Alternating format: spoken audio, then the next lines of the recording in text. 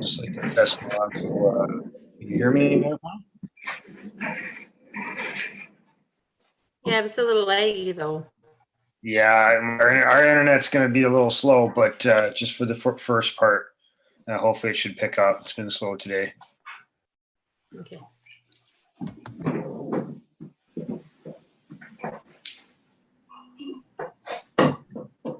I have two people watching TV in the background, so I tried to close their doors.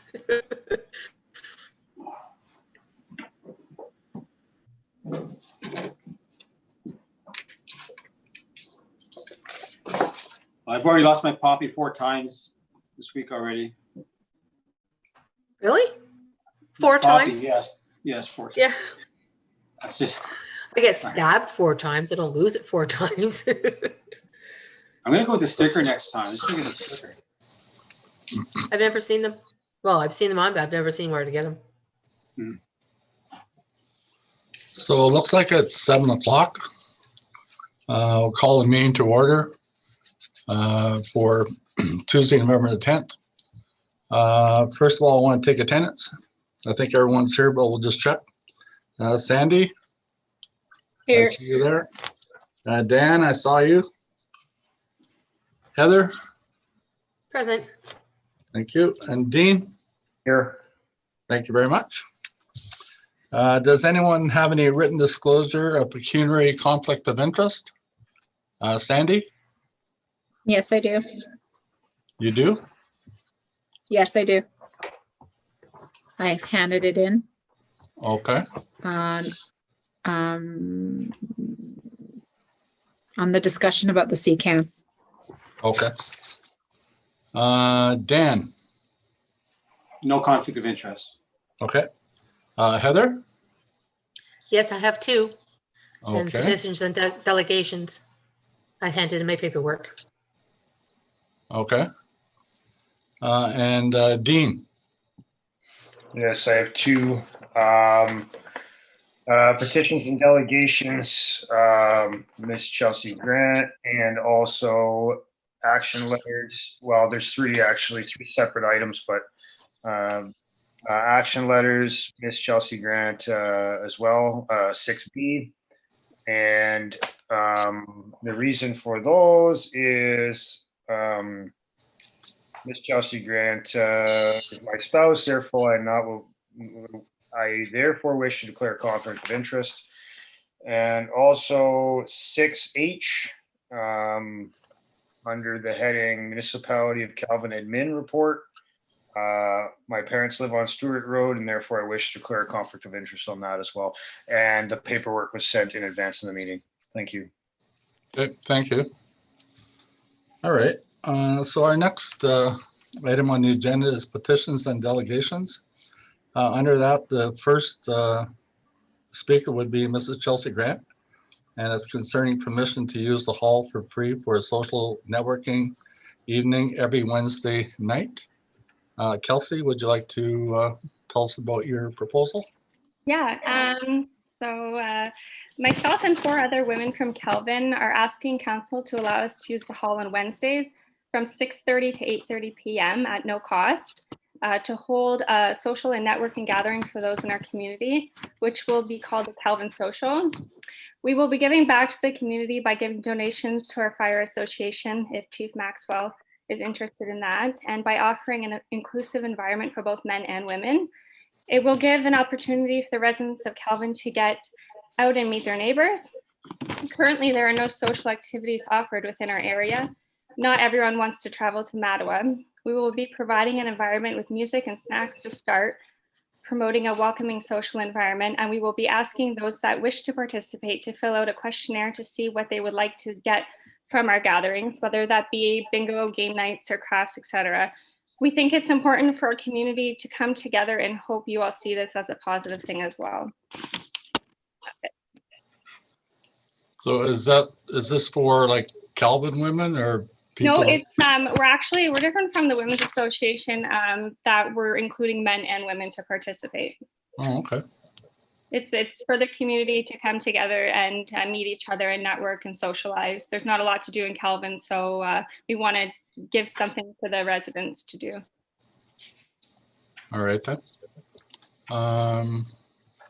So it's kind of activity based, I guess? We're starting out with just a social night. We're gonna have snacks and music, just a pretty casual environment. And we're gonna give out a questionnaire to see what people would like to see from a group, whether it's activities or if they just want to come play games and socialize or listen to music. We're kind of leaving it up to the residents before we make any decisions on what exactly we're gonna be doing on these nights. Okay. Sounds good. Anybody else have any questions that they'd like to ask of Mrs. Grant? Sandy, I don't know if you declared a conflict on that one. No, I didn't. No, I didn't see there would be a conflict. So I think it's a great idea. When's the first meeting? Well, we're gonna wait to see if, you guys will pass it at no cost to us. And then we're going to meet as a group again, us 5 women, and go from there. We need a little bit of planning. So it would be before the new year for sure. Okay, any questions, Dan? No questions other than the duration. This will be permanent for Wednesdays coming up until further notice, or if the project doesn't go, will we be notified that the hall will be no longer be booked for Wednesdays? Yeah. Just, Sorry, Dan. Yeah, right now we would like to book it, until further notice. Yeah, and if for some reason it's not working out, or we don't get enough people out, we'll come back and let you all know that it's no longer needed. Sounds good. Good luck with it. Thank you. Yeah. I think Heather declared a conflict on that one, and I know Dean did. So thank you very much, Chelsea. You're welcome. Thanks for having me. Next item on the agenda is Calvin's Women's Association fundraising for a CCAN for the municipality for storage. Is that Sandy making that presentation? Actually, it's I am Courtney. Courtney? Yes. Okay, hi Courtney. Hi. Can you tell us what you would like us to know tonight? Well, thank you for your time. So the CWA, so the Calvin Women Association, has finished our first fundraiser for the Fire Fund Relief Fund and the tote. We were hoping to ask council to consider our idea for our next fundraiser to be purchasing a 40-foot CCAN for storage for the hall. To have a place to store most of the tables and chairs, dollies out of that tiny room that they're currently being stored in. This will free up space and give up the hall a much more open look. Also, the storage for seasonal decorations like the Calvin Christmas tree, Santa chair could be placed in the container. We'd like to see the CCAN placed as close to the municipal hall as possible to make it easy to access, potentially behind the kitchen. Our vision is to have a bar or coffee area again, and our goal is to see more social events for our residents and to encourage the rental of the hall. Okay, that sounds positive. So would that be, like, I'm not sure what would be involved in that. I guess that's what we're here for tonight, eh? Is to put it on the table to have a look at? Yes, it's something we're looking at raising the money for Yeah, because it costs a few $1,000s to get depending on the quality of it. right. So we want to make sure that this is something we can work towards before earning the money for it. Mm-hmm. Okay. Yeah, there'll be probably some other aspects we need to look at too. Like, if we can situate it beside the building where you mentioned like to put it. If we'd have to do something with the doorway to allow objects to go in and out through them. I'm sure there's lots of things we'll have to look at. But appreciate you coming forth and putting that on the agenda tonight. So Sandy, you've declared a conflict on that one. Dan, do you have any questions you'd like to ask Courtney? No, other than I think that if you go ahead with that project, it's a good idea. I agree with it. I think that we'll have to have a cement pad or a cement walkway to the CCAN so that things can be rolled on dollies. And I guess it's fairly close. There'll be a problem with ice and snow in the winter. So you have all those chairs in the CCAN, you're going to have to be able to get them in the hall on some flat surface. There's going to have to be a clean rolling surface to get to and from that.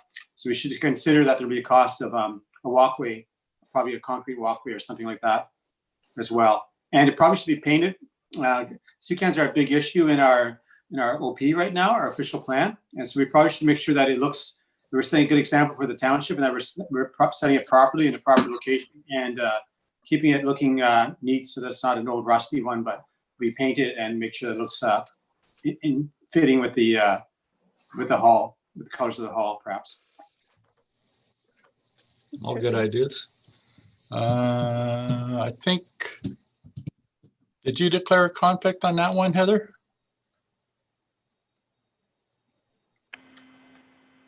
She did, but she's my mother, so. Yes, I did. Okay. And Dean? Yeah, I like the idea. I do have a few comments as well to hopefully help and hopefully, work together. I think that it could be advantageous as well to see the goal as creating additional storage. And obviously, you've mentioned CCAN, right, as tangible, something that you want to work towards. And I think that before, I guess my suggestion would be before actually purchasing the CCAN, maybe to approach the township again.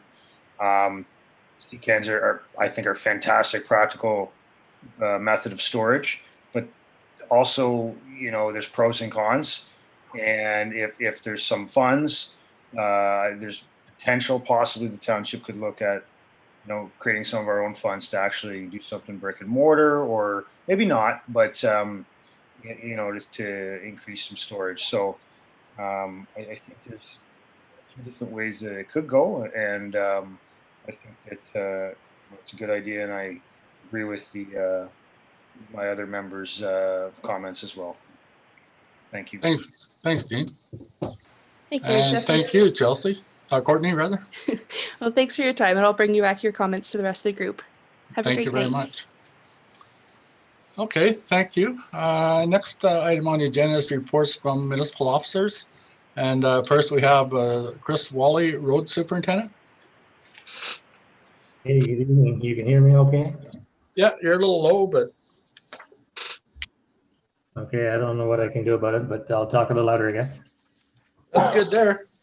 Okay, so you have my written road report. Is there any questions you have on any of the items?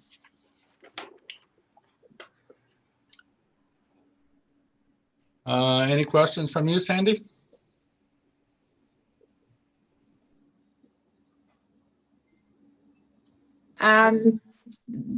This thing with the bridge, with the pieces needing to be that have come loose, that concerns me quite a bit, considering how young this bridge is. Have you heard about whether they're going to come fix it? I have a feeling they're not going to, but have you heard anything about that? Okay, first of all, the concrete blocks are nothing structural with the bridge. Okay. They're only a retainer wall. And it appears that the contractor, because if he was instructed to install them a certain way and it failed, he believes he's not responsible for it. Initially, he was going to come and repair it, but it's going on 2 years now. And I'm pretty much done with the guy, and I just want to get it out. So they told him we didn't show up, so we're going to do it ourselves. Sorry, you're a little mumbly, Chris. Couldn't hear it. Okay, so I basically told the contractor that if he's not willing to come and fix it soon, then we're going to just go ahead and fix it on our own. Nothing structural about the concrete blocks. Just the retainer wall. And what happened was they were installed in the very dry of the season of the year, and they were laid on a gravel pad sort of thing. But as the water rose in the spring, it washed out the fines from underneath the concrete pads, and they ultimately tipped over because they were put on an angle, leaning in toward the bridge to hold the riprap and so on and so forth against the steep bank on both sides of the river. So it's not a big deal to fix it. It's just that we have to do it in the dry time of the summer. It's a little too late this year to do it now. And I'm just going to go ahead next summer and cement in a 1 or 2 inch pad to lay these blocks on so it doesn't get washed out, and we re-index them.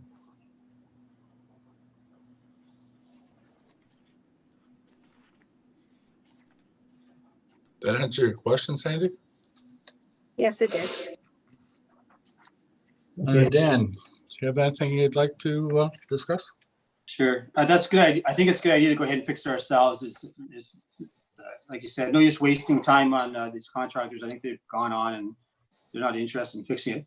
The other question I had was something about, can you give us more details on the Train Line Road? Is that in the near the 630 section, or is there another, the Train Line Road deal? Where is that located exactly? I don't know of any James Lake around there, or Jake's Lake. Just curious. Well, I guess the lake is named after Jake Sparks. That's my interpretation of it anyway. I seen a sign when I was back there. But Trayon Road runs from Highway 630 west toward Morrow Road, sort of thing. It's lined up perfectly with Morrow Road. Okay. And it was part of the original highway that went through Calvin Township before they built Highway 17 back in the day. So I too wanted to discuss that issue a little further. Item 2 on the report basically spells out what I've done so far. And I kind of want to know if you guys want me to pursue it further. The Conservation Authority is also waiting. I met with them on site, and they are waiting to see what council's decision is, whether to pursue it or investigate it further. So what happened is Trayon Road runs back between 2 properties, and there was originally a complaint about the work being done on a road allowance, on a township road, unopened road allowance. So I went and took a look at it, and I can see their concerns in a sense, but it is on a township right of way, and there is an existing road to a camp there. And what they were doing was installing some culverts and ditching and importing some gravel to improve the road. And I feel they should have contacted the municipality, because it is the municipality's property. But further to that, it goes along the side of a fairly large pond, almost a small lake referred to as Jake Lake. And the Conservation Authority had some major concerns because there was no permit issued, no sediment control in place. And they also did not contact the M&R. You got to talk to the M&R when you work near water or in water.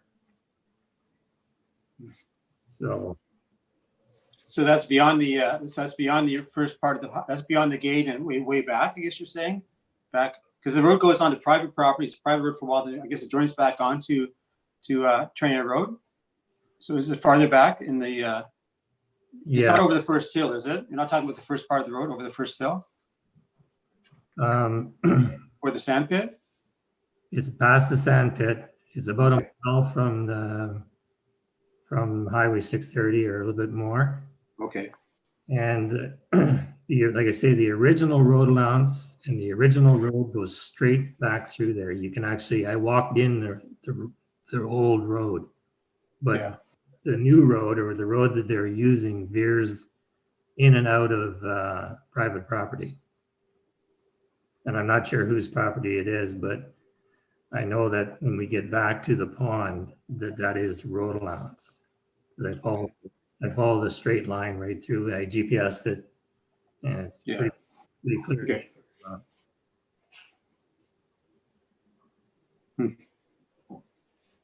And further, Dan? No, I've never seen a part of the road because it's all gated off, so I've never been able to get back there because it's private road, most of it going in there. There's a couple of gates that you can't get through. I was just curious where it was. No, that explains it. Okay, the gate is on private property and mainly the entrance to the sand pit. There is a gate on the road. You can actually walk or you can't drive a four-wheel drive through there or a four-wheeler because of the pond, but you can walk right through there. There's no gate. Okay. Anything you'd That's like- all. That's it. Okay. Anything you'd like to ask, Heather? Yeah, is it a seasonal road? How do we take care of it initially? Like, is it our responsibility? It's an unopened road allowance.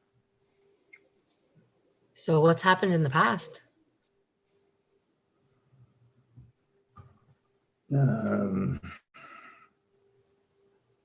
Never had to deal with it before, other than Oh, so this is a brand new information then. I know in the past when I did logging in the township, I approached the municipality to use McLaughlin's Road going back into the west in there, and also on Floods Road. We approached the township to use the road and upgrade the road so we could haul logs out of there temporarily. And that should be the process. You know, anybody wants to do work on somebody else's property, either the municipality or not, should be contacting the property owner. No one has the right to work on somebody else's property without their permission. So you're right. So probably this is just an ignorance thing. It's not a perpetrated on purpose, I'm going to do what I want kind of thing. So will the municipality, can we just work with, is there a way that we can make this right without causing a whole lot of grief with the MNR and the Conservation Authority? Well, the probably is, we did send them a letter saying that they can't do that kind of work without permission from the township. Or if they want to upgrade the road, they have to enter into a road agreement. As far as the township is concerned, I don't have a big concern about it, but the Conservation Authority and the MNR does. Like, you can't just go pushing fill Oh, I understand that. into the water and stuff like that. Yeah, no. They probably were maybe ignorant a little bit about it, and maybe they just thought maybe they thought the red tape was overwhelming. So I'm just thinking we can do it right, just maybe in a more positive manner to promote it, and make this right. Yeah, That's all I have to say. Be very cooperative and want to do the right thing. And they probably didn't realize it was such a big issue to go ahead and do it. But now they're aware of it, and I wouldn't want to see it happen again. That's good. Okay. Thank you. Dean, you have anything you'd like to suggest?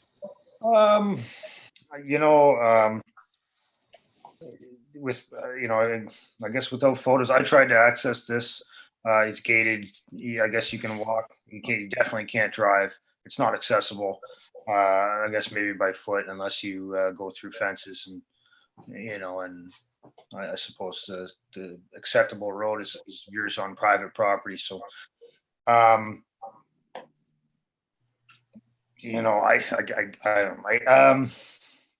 it just seems like something, just at first glance, it seems like something where we'd want to work and make sure we work with our residents to, maybe they didn't approach us because they thought it was going to be too big of a hassle. Who knows?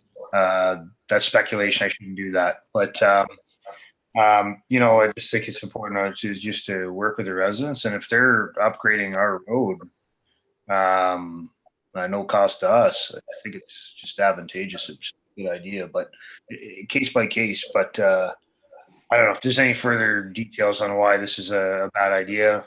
I'm not sure, but to me, at face value, I don't see a huge concern here. I think it's something that they should have contacted us, but at the same time, they're making improvements, right? So maybe it's just a conversation.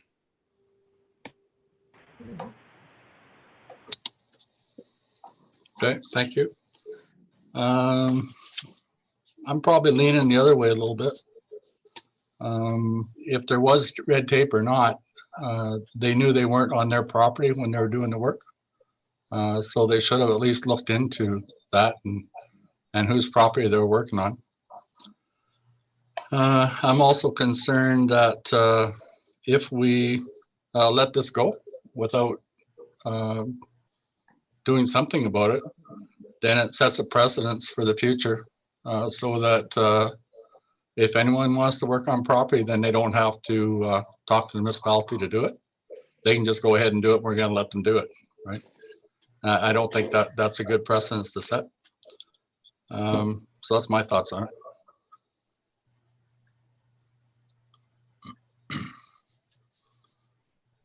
We'd like to treat all the people equal. And, you know, other people have approached us to do work on an unopened road allowance, and we entered into a road agreement with them, and there's no issue.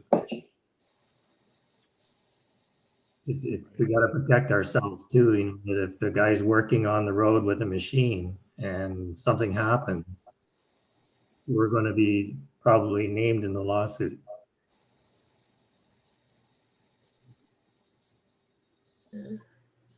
Okay. Chris, now that they're aware that there's these issues, have they entered into a road agreement?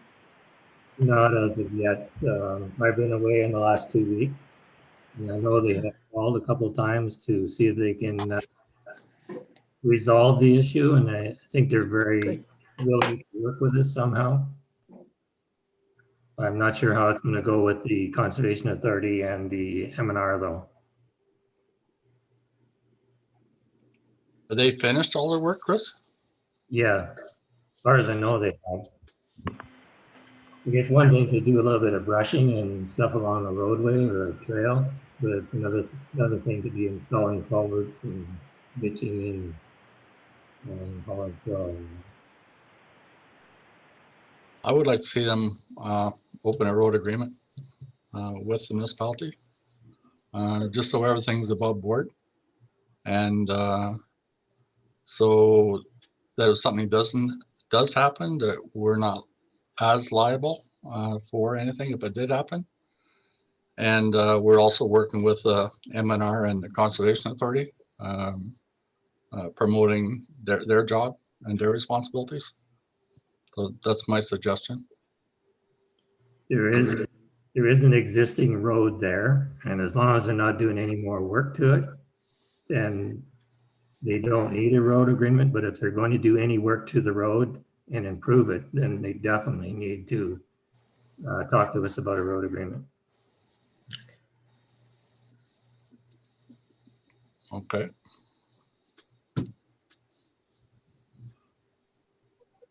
I don't know what goes through here. I see people nodding and not nodding. Different Well, people. my question is Chris asked us if we wanted to go any further with this. So does he have a thought of where he thought we would want to go with it? I mean, I definitely think if they're going to do more work that we should be having a road agreement for sure. We have to respect. Turned off, Sandy. Shoot, my buttons. Sorry.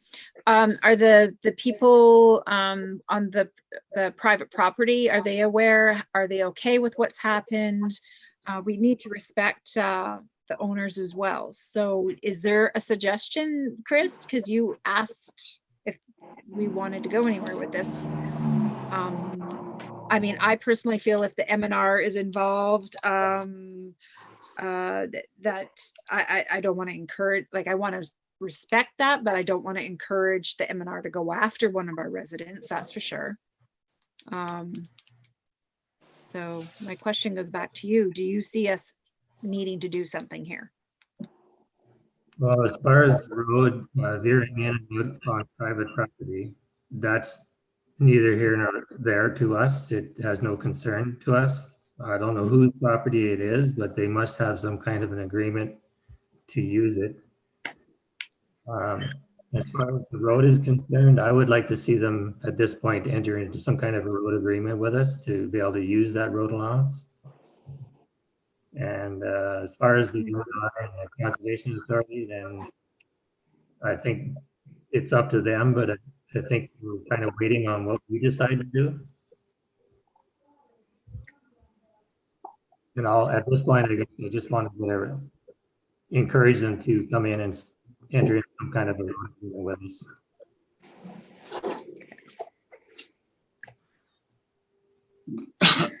So you're leaning towards a road agreement then, right?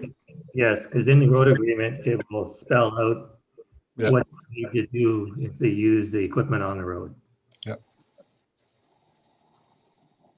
Okay. So I guess, do we have to bring this back at a future meeting to decide what to do, right? Like bring it to a vote? Is that correct, Cindy? Yes, that's correct. Okay.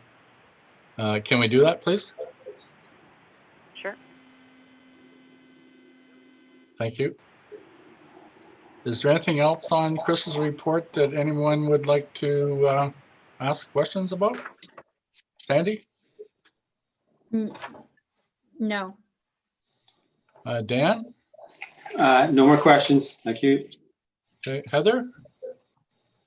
I don't know if they will, but are you willing to bill the contractor for your hard work? I mean, whether it gets paid or not, I think he should be made aware that we're paying him just to make sure it's done properly. I don't know if you can do that. Just, this is how much time we spent. This is how much energy. Here you go. Here's the bill. I don't know whether I'll pay it or not, but he probably should get one. That's all I have to say. Dean? I guess my question is, have we finished hauling gravel yet? And but I would support Heather's idea as well. And you know, everyone points fingers in construction. I think it just needs to get fixed. But you know, nice to at least try and place some accountability. Thank you. Okay, thanks, Dean. I guess that's it. Thanks, Chris. Okay, I'll just add that we are done. We did finish our gravel haul today. And glad it's over with. It was a lot of loads. We do have our old truck back now, and initially it seems to be working okay, but time will tell. And that's it. Thank you.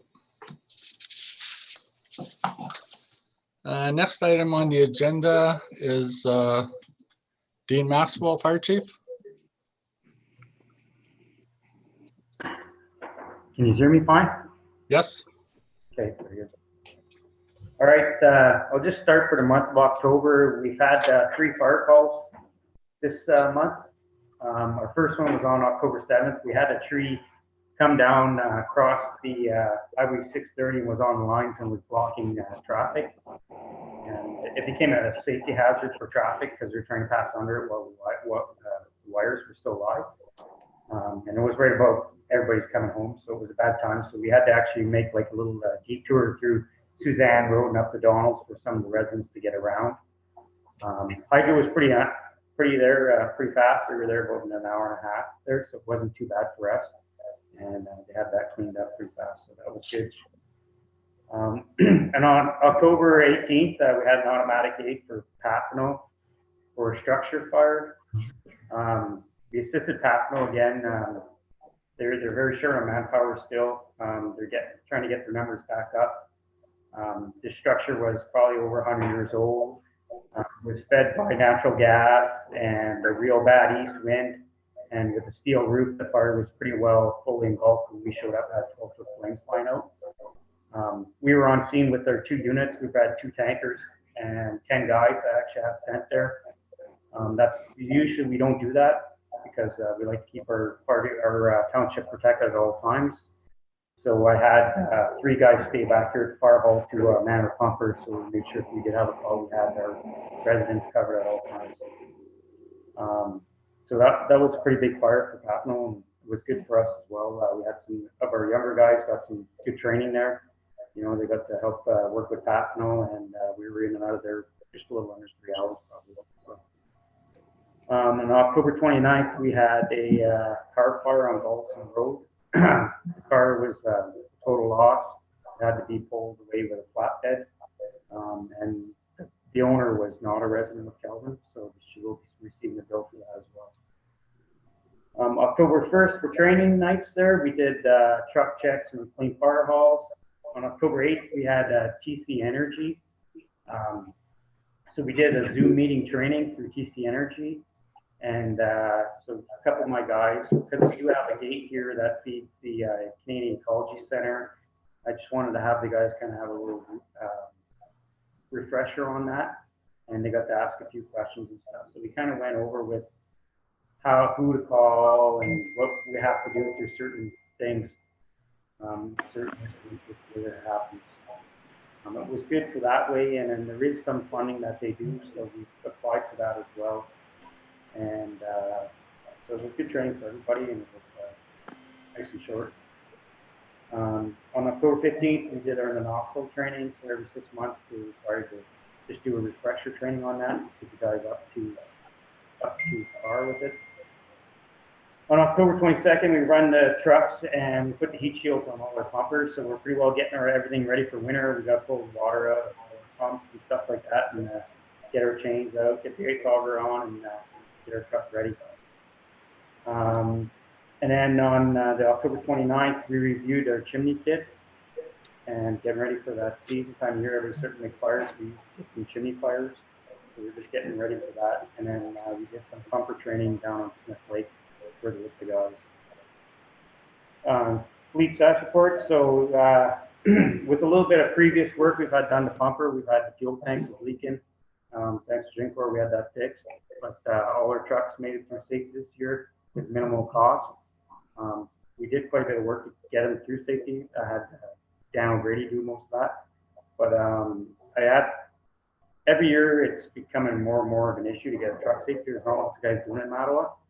And usually we have to take them out of service to get them safety. So it's a real big issue for us. And then we have to drive them down, and then there's delays.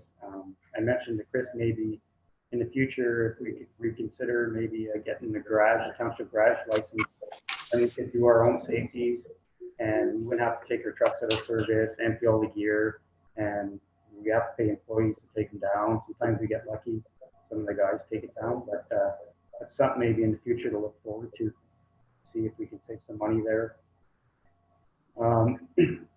For me, for the Chiefs report, I just want to say the month of October was Fire Prevention Month. So last year we bought some smoke alarms. We did the same thing this year. We did bought some smoke alarms.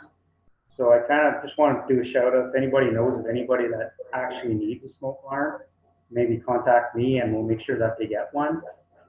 You know, anything over 10 years old needs to be replaced. You need to have one on every level. And we need to have one on every level outside living quarters. And then, you know, so if anybody needs one, maybe you have them contact me. We have some here left, and we'd like to see them out there protecting the public. And just a reminder for everybody, so October 31st is the end of the burning season. So now anybody can burn during the daytime. So I had a few people, residents call me, complain about somebody burning during the day. It's nice to see people are paying attention, but obviously they never read the flyers out. So it's just be aware that it is, that people can burn right now with this nice weather. I've seen lots of burning on the weekend, so it's all good to go. So that's pretty well it. Do you guys have any questions? Anything from you, Sandy? No, I don't have anything. Dan? No questions. Heather? Just interest. How many carbon monoxide poison detectors do you need? How many do I need? Yeah. I think it depends on your appliances. Like if you have an oil furnace, then you need one for sure. You should have one on it.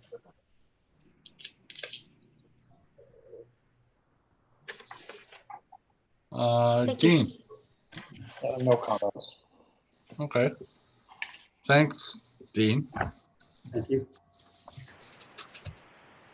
Next item on the agenda is Jacob Grove, Recreation Landfill and Cemetery. Are you out there, Jacob? Yeah, I'm here. Can you hear me fine? Yes? Okay. So I have nothing further to add to the written report. And if you have any questions about what's in the report, feel free to ask them. Any idea when they're coming back to do the key set? No, we've been in contact with them at least once, twice a week since the install, and we still have not gotten a date confirmed as to when they're going to have the cylinder ready for us. And we're not paying them until the job's completed. Okay. Any questions, Sandy? None. Dan? Was the food handling course online? Was that an online course? Yes, it Zoom? was an online course. Okay. Did anyone else in the township take it? There were some people, I believe, from the CWA and another group of people from within the township that took it as well. Okay, good. Thanks. No other questions. Councillor Olmsted? No, I'm fine, thank you. Councillor Grant? No more questions for me. Okay, thanks, Jacob. Next item is a report from Shane Conrad, our chief building official. It's a written report. It's pretty straightforward, I guess. Any questions on that? Sandy? None. Councillor Maxwell? No questions. Councillor Olmsted? No questions. Councillor Grant? No questions. Thank you. So we'll move on down the agenda. Item 5 is reports from committees. There are none. And then after that's action letters. There's a number of letters in there. The first one we're going to do is I need a mover and a seconder for this one, please. That's to adopt the minutes of our regular meeting held on October 27th. Dan, can I get you to move that? Yes. Thank you. And Dean, can I get you to second it? Yes. Thank you. So we have a resolution moved by Dan, seconded by Dean, that the minutes of the regular meeting of council held on Tuesday, October 27, 2020, be hereby adopted and signed as circulated. Any discussion? Sandy? No discussion. Dan? No discussion. Looks good. Heather? No discussion. And Dean? No discussion. Okay, so we'll take a vote to accept these or not to accept them. So Councillor Cross, do you vote yes or no to accept them? Yes. Councillor Maxwell, do you vote yes or no? Yes. Councillor Olmsted, do you vote yes or no? Yes. Councillor Grant, do you vote yes or no? Yes. And I vote yes as well. So this resolution is carried. Thank you very much.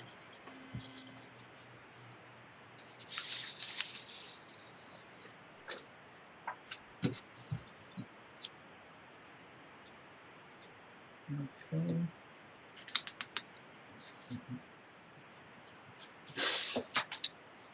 So the next item on the agenda is a resolution for the use of the hall. So I need a mover and a seconder for that. I can't remember who's declared conflict. Sandy, can you move this one? Yes, I can. Okay. And Dan, I guess I'm gonna have to get you to second it. Yes, Ken. Okay, thank you.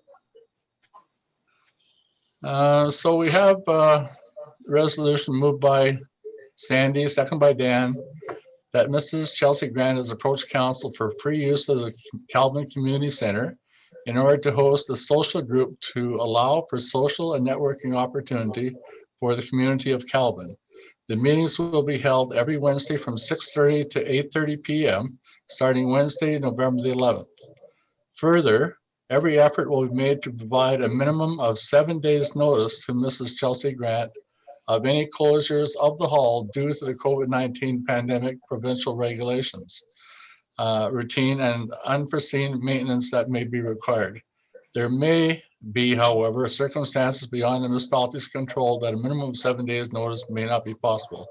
Now further be it resolved that council, for liability purpose, hereby approves of this independent use of the community center. Any discussion? Councillor Cross.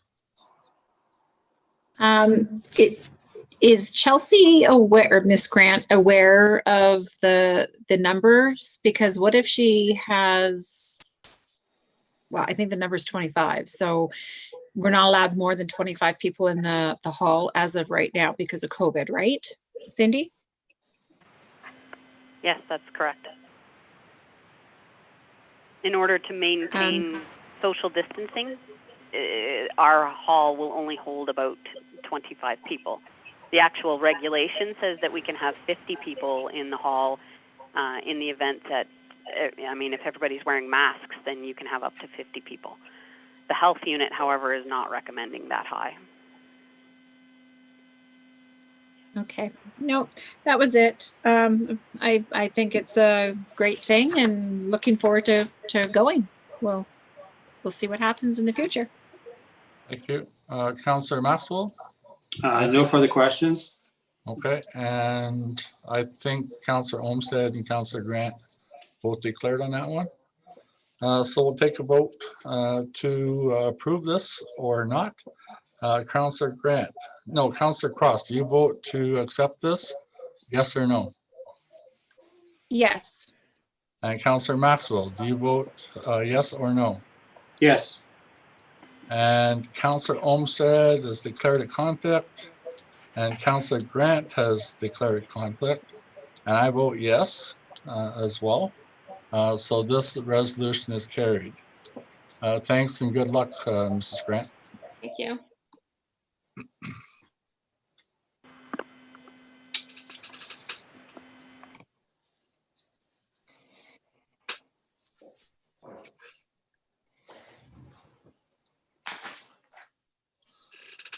So next item on the agenda is a report from the clerk treasurer, 2020 CT50, a report to council about the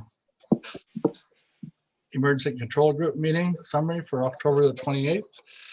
And that was included in your package. It's also on the screen in front of us. No, it's not. Sorry, no, it's not. Hold on a minute. Okay. Was there anything in there that anyone had concern with or wanted to discuss further? Councillor Cross? No. Councillor Maxwell? No, nothing else. Nothing to discuss. Councillor Olmsted? No. And Councillor Grant? No. Okay, thank you. Next item on the agenda is a report from Clerk Treasurer, 2020 CT44 on contract renewals. And there was also a memo from the Clerk Treasurer in our package for us to have a look at. And there was some recommendations made as well. So I'll open it up to discussion. Councillor Cross, do you have anything you'd like to offer?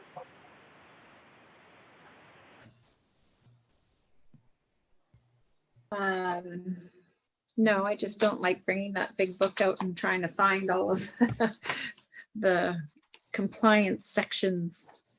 I don't really have anything to say to this.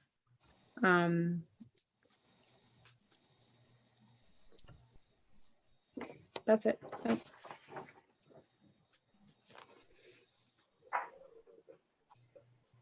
Counselor Maxwell?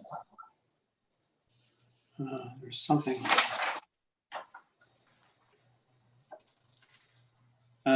Other than, there's something I've never seen here. I guess I have nothing right now. Nothing. I have no questions. Okay, thank you. Counselor Olmsted I have no questions at this time. and Counselor Grant. Yeah, I'd like to get clarification on one point before commenting. I believe Cindy would have to give that clarification as it's her recommendation. And I'm interested in the third recommendation, number 3.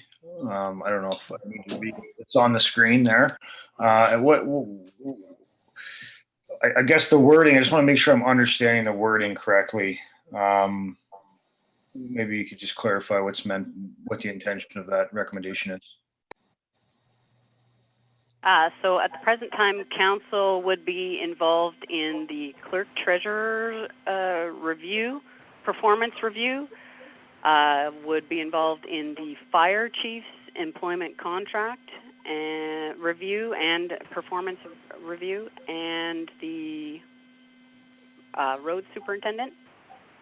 I'm just recommending because the clerk treasurer is more aware of their day-to-day performance, that instead of council performing the fire chiefs and the road superintendent review, performance review, that it's done by the clerk treasurer. And the reasoning is behind section 224 is the roles of council in the Municipal Act, and 448 is the protection against council. It's protection for council. So in our training session, it was mentioned what the protection was. I can read it to you if you want. No proceeding for damages or otherwise shall be commenced against a member of council or an officer, employee, or agent of a municipality or a person acting under the instructions of the officer, employee, or agent for any act done in good faith in the performance of or intended performance of a duty or authority under this act, or by a bylaw passed under it for any alleged neglect or default in the performance of good faith of the duty or authority.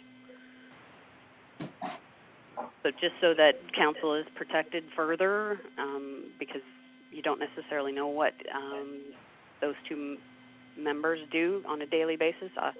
The clerk treasurer would have more of information in that regard. That's what I'm recommending.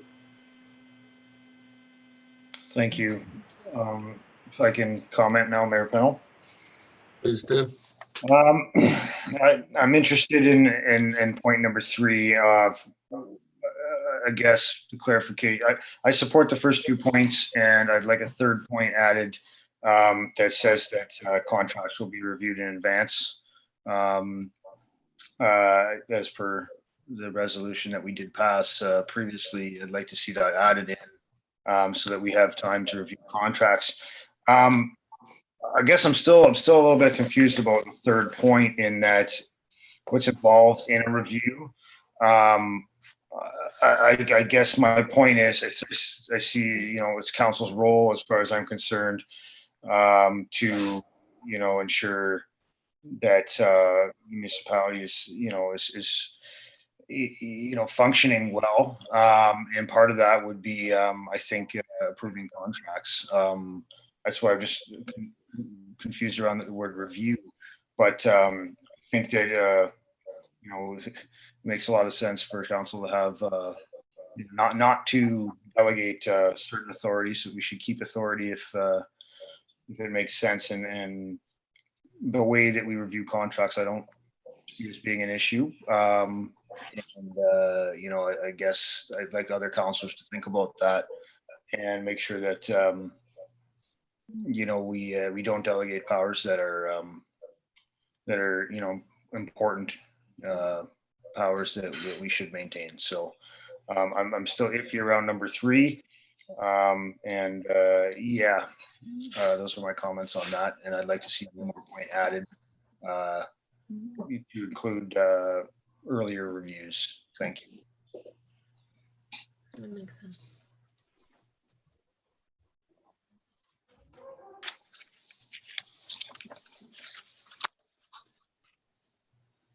Thanks for your comments.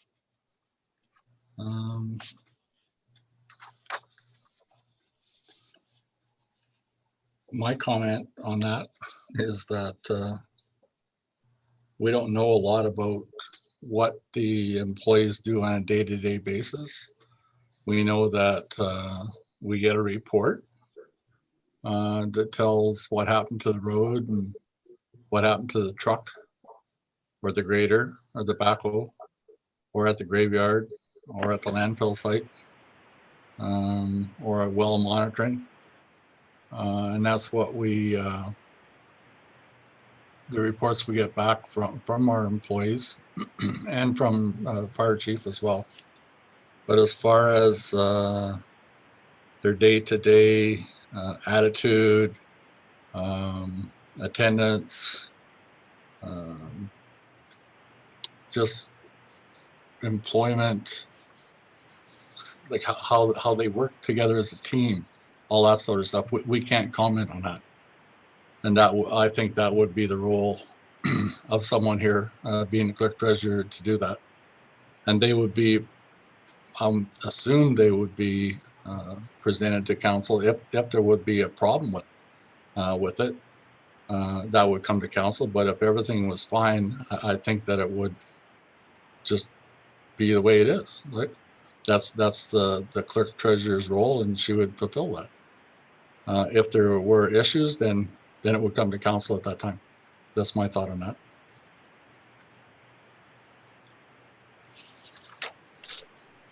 And about having the review of contracts put in here as well.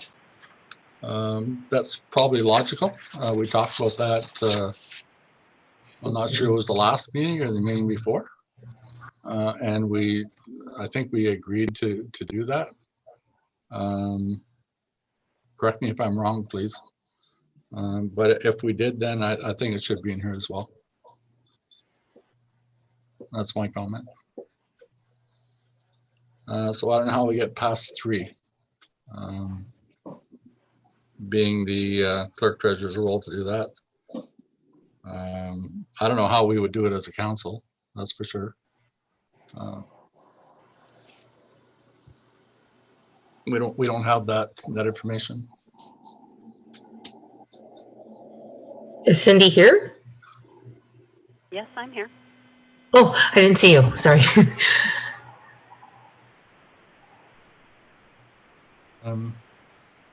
So how do we resolve this one? Do we vote on it? Or do we come to an agreement on it? Well, sorry. Can Go I ahead, speak, please. Mayor Pennell? Yes. The policy needs to be amended. So I can bring a draft version of the policy back at a future meeting, and council can discuss it further at that time based on what's put into the draft policy. Okay. That sounds like a good idea.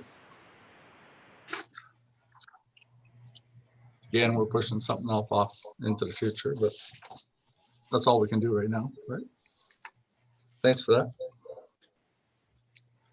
that. Next item on the agenda was an email from Councillor Dean Grant. And it's a discussion regarding formal complaint policy. Would you like to lead us into that, Councillor Grant? I can, if you wish, Mayor Pennell. Thank you. So I took an email. I tried to make it as concise and short as possible. I've thought long and hard about the complaint policy. I think that the draft that is presented to us today is a move in the right direction. And, I'd like my fellow councilors to consider my recommendations, my suggestions, I guess you call them, that I had sent in the email. And I would like to see all of those suggestions in the complaint policy. But obviously others have say. I guess generally overall, I can highlight, I don't know if it's, you all have them. I don't think I need to read through them and discuss them individually if you like. However, I think that a complaint policy, the one that I had envisioned from the beginning was a very general, a very open complaint policy that would allow us to, receive complaints and respond to, whether or not, we'd use our judgment, staff would use their judgment to determine whether or not they were valid or not valid, or, we would give responses. And, not all complaints are created equal. Some are more valid than others. I believe that. And for example, anonymous complaints, it's less valuable without a name, but it still might be a good point. And it might be vexatious or just plain rude. In that case, we throw it off to the side. But I think it's important to have a general complaint policy so that we can accomplish improving services and saving resources. And I guess probably one of the more complicated points is that I like us just to think about is the part about council. This policy exempts complaints against councillors, and it directs them straight to the procedure that we have in place with the integrity commissioner, which is a valid, proper procedure. And I think that there should be an intermediate procedure as well, that gives an opportunity for a council to respond to a complaint if they choose, right? And the intent there would be to potentially save a integrity commissioner investigation. It could be a simple thing. It could be a simple comment that was insensitive. It could be something very simple. In that case, maybe, they would just simply retract the statement, or it could be something more complex where, maybe it warrants an integrity commissioner investigation, right?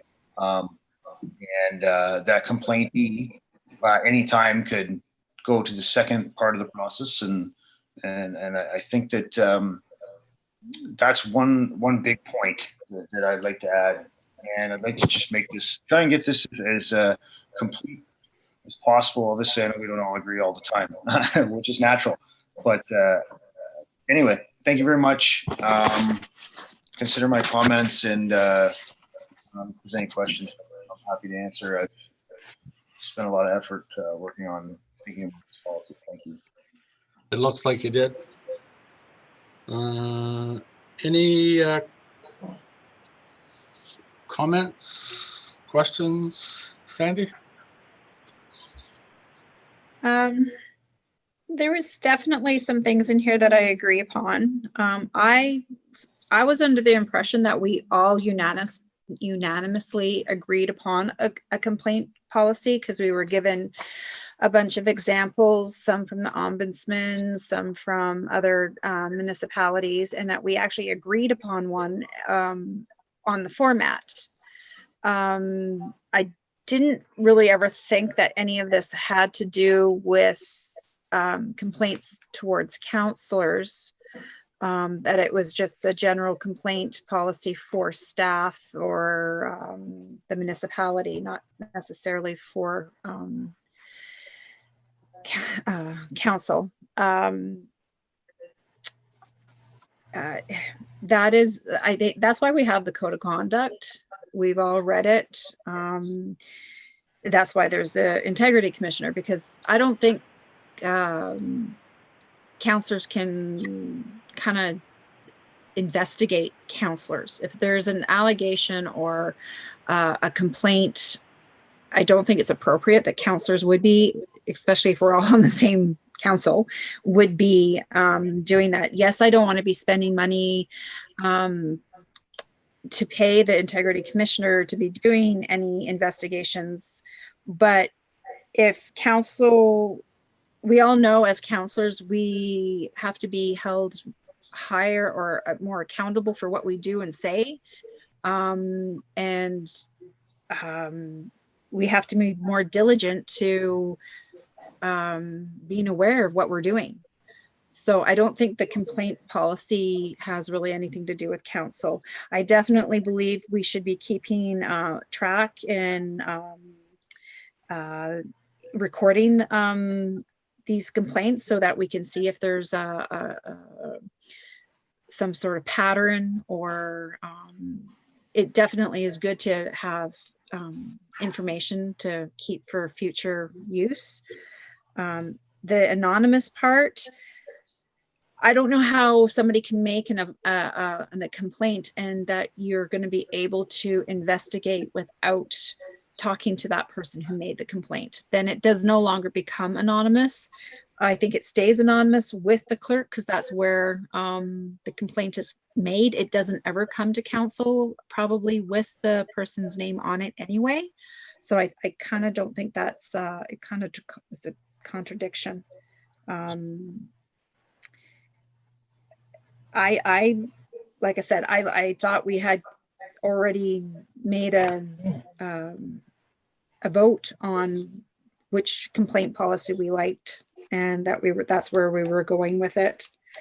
That's pretty much all I have to say. Thank you.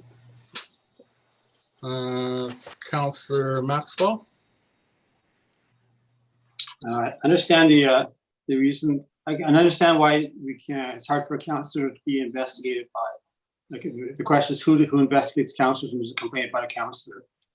Is it ourselves? Do we amongst ourselves to discuss that? That is a bit of a problem there. I don't know. I don't have too much more to say. Yeah, I don't have anything else to add to it.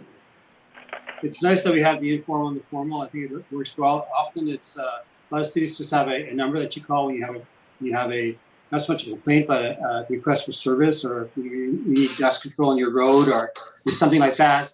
Often that's just a phone call away. So I like the idea that's an informal procedure there, and you don't have to go through the formal complaint. So I can see there's two different types here that we're dealing with. Nothing else to add. Okay, thank you. Councillor Olmsted?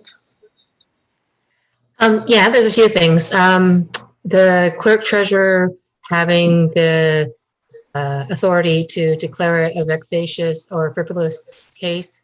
I think everything should be brought apart. I don't think she should be saddled with that kind of responsibility. Maybe it's not considered vexatious to her, but you know, some people are a little bit more sensitive than others. But as far as what Councillor Kemp was saying about having a sub stage before we get to the integrity commissioner, we spent $8,000 plus on them this year already. I think it was all a bunch of frivolous money, and it's there in our disbursements how much we spent, and this is trying to belay that. It wasn't a lot of other councils have had places that it could be a simple little thing, and we're wasting thousands of dollars. So I think it should be a stage before we get to the integrity commissioner, because yeah, it's been a lot of wasted money. We're all adults, and we make mistakes. We can learn by them, and I think we should be keeping ourselves accountable, of course. That's what I had to say about that.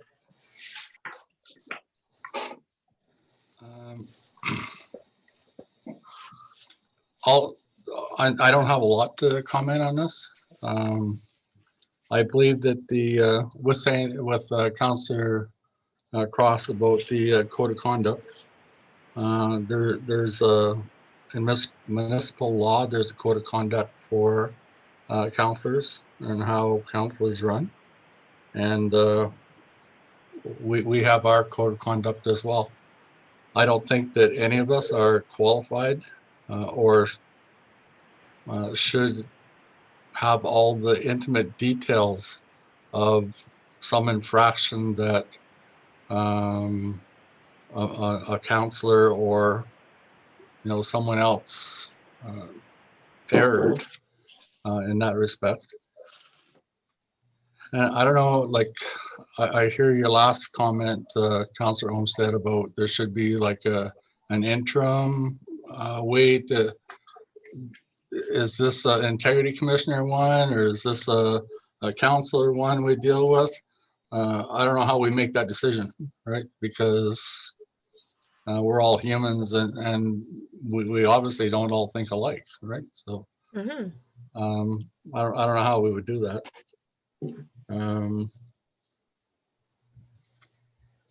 That's pretty much all I had on there. The informal complaints, I think they should be dealt with as a one-off. Let's say if it's my hill didn't get sanded, or there's water beside the road, or the ditch is full, that should go to the road superintendent. If it's something to do with the graveyard or landfill, that should go to that individual to resolve it. And they should resolve it as quickly as they can. And if they can't, then that should come to council, right? Or to the clerk treasurer to deal with. I think that's all I have to say on that one. Do you have any follow-up, Councillor Grant? Yes, I do. Thank you. I'm absolutely not in favor of any investigations. That's not at all was my logic there in terms of counselors. I simply, I guess the way I would envision making that adjustment would simply be allowing a pathway, a formal pathway for a resident to submit a complaint. Obviously, it would be submitted to a clerk, and then it could be confidential, submitted to the counselor in question or counselors. And there would be no investigation. It would just simply allow for a response, because it may be a simple retracting of a statement or something. It may have been something unintentional. And our current system, yes, they can do that, but we're actually promoting them to go directly to the integrity commissioner. In my mind, I would like to see a second path, no investigations. That's well beyond our capabilities. That's why we have an integrity commissioner.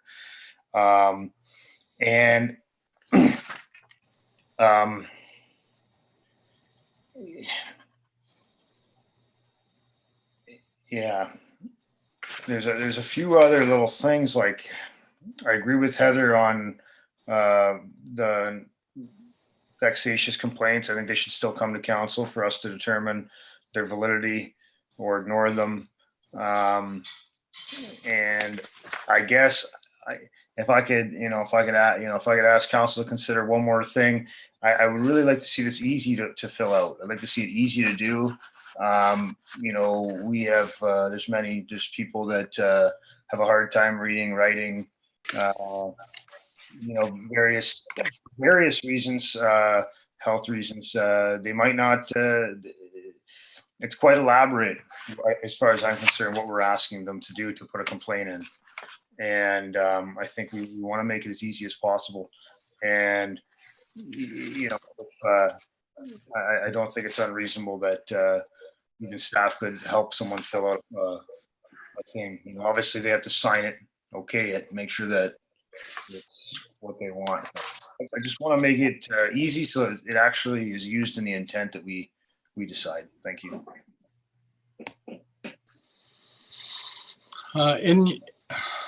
There's one question I had there in your email. This allows for an open complaint process. Can you explain what that is? I couldn't understand that one. Sorry, I just accept all complaints. What I mean by that is that we would accept all complaints. So I would consider that an open complaint process where everything would essentially be would be accepted. Obviously, if it's some things would merit different responses than others, but I think that there's a lot of people that might be nervous, shy for various reasons. Anxiety, once again, could be health reasons, could be fear of prosecution, fear of backlash. Like, you know, I personally talk to residents that are quite fearful of the municipality, and that's not by any fault. Maybe the municipality might just be fear of government in general, right? Because it's something that some residents, they don't understand what we do. They don't understand how things work. And so that's where I'm talking about open complaint. And just break down some of those barriers. Thank you.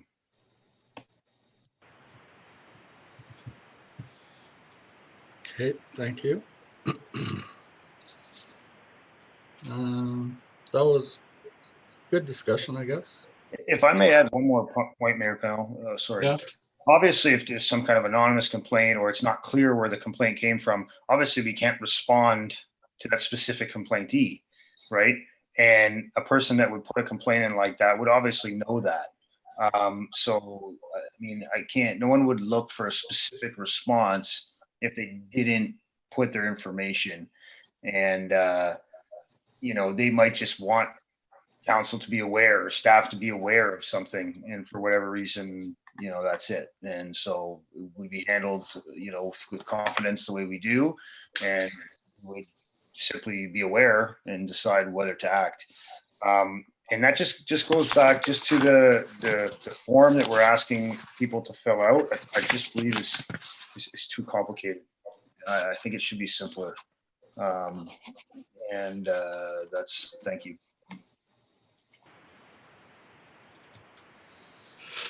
Okay. I don't know if there's anything legally behind here that we need to look at from your suggestions. I think the code of contact is probably one. Do you know if there's anything else that we need to be aware of, Cindy? In terms of changing anything, is that what The- you? The legalities of doing any of these, or like I said, the one I'm kind of hanging my hat on here is the counselor complaints and how we're going to deal with those. I said already that I don't think we have the expertise or the ability to investigate a complaint against the counselor. And I don't know how we'd actually do that. And for that reason, well, I think it should stay where it is. I can talk to our municipal advisor and see if putting in an interim process would be allowable or not, or whether it would be against the regulation to have a code of conduct. Off the top of my head, I don't know the answer to that question, but I can investigate that. Yeah, I think that would be a good step. I just would like to make clear that I'm just personally, because if these are coming off of my recommendations, that I am not suggesting an investigation process for counselors. I'm only suggesting that complaints would just simply be received and forwarded to said counselors that the complaint was made against. That I just want to clarify that, because I think an investigation process would be a bad idea. Thank you. Okay.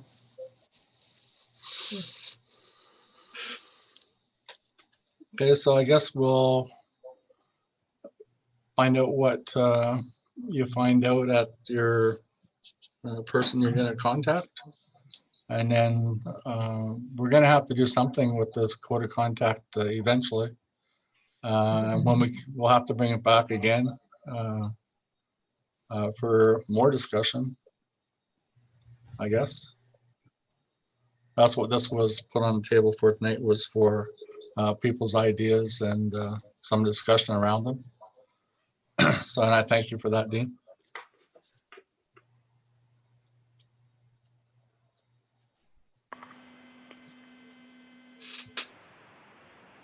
Mayor Pennell, Yes, ma'am. would council like me to bring back a further draft of the, like just add to the one that we're building on and include some of these things based on the investigation that I do? And then that could prompt further discussion by council? Yeah, that might be a really good idea. Then we'll have it written down in the policy, right? Correct. Okay, I see people nodding. 1, 2. I was going to ask Mr. Grant, what was it that he'd like to see erased from the policy to make it simpler? What part is it that he's finding that it would be difficult? Yeah, so there's two ways I can do this, I guess. Mayor Pennell can maybe help provide some direction. I can try and point out some of the things right now if you like, or I can email them again for a future discussion. So I don't know which direction we prefer. Let's let you get your thoughts together and send us an email. Okay, Okay. thank you. Yeah, I will highlight some things and send you a screenshot of just some of the things that, some of the language that I'm interested in. And, we could see how that goes and maybe we can have, maybe Cindy, you can bring us a, slightly different draft maybe, or we keep this one and we can decide which version that we like as well. Thank you.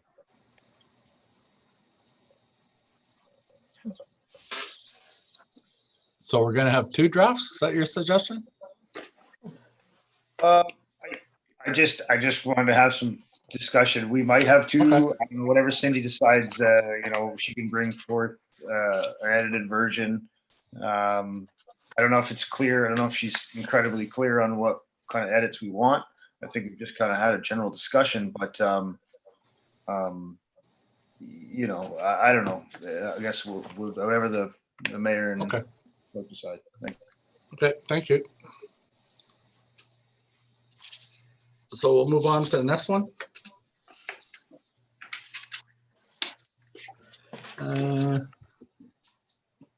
That's bylaw 2020-023. It's revised fees and charges bylaw. So we've already did a first and second reading of this. So I'll need a mover and a seconder for the third reading. So Councillor Olmsted, could you move this one, please? Yes, I can. Thank you. And Councillor Cross, could you second it? Yes, I can. Thank you.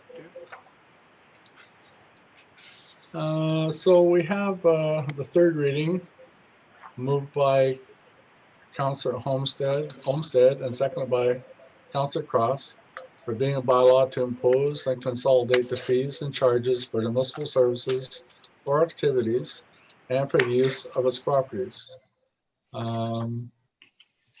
Is there any further discussion on this one, Councillor Cross? No discussion.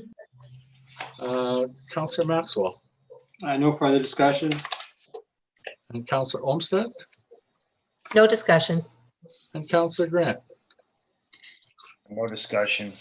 Okay, then I'm going to bring the third reading to a vote, whether we accept it. Yes or no. So Councillor Cross, do you vote yes or no that we accept this? Yes. Councillor Maxwell, do you vote yes or no? Yes. And Councillor Olmsted, do you vote yes or no? Yes. And Councillor Grant, do you vote yes or no? Yes. And I vote yes as well. So the third reading is passed. It's carried. Thank you.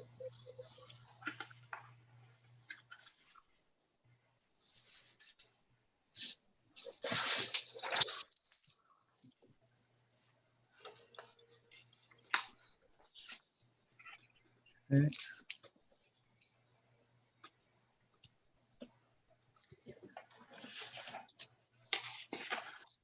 So the next item on the agenda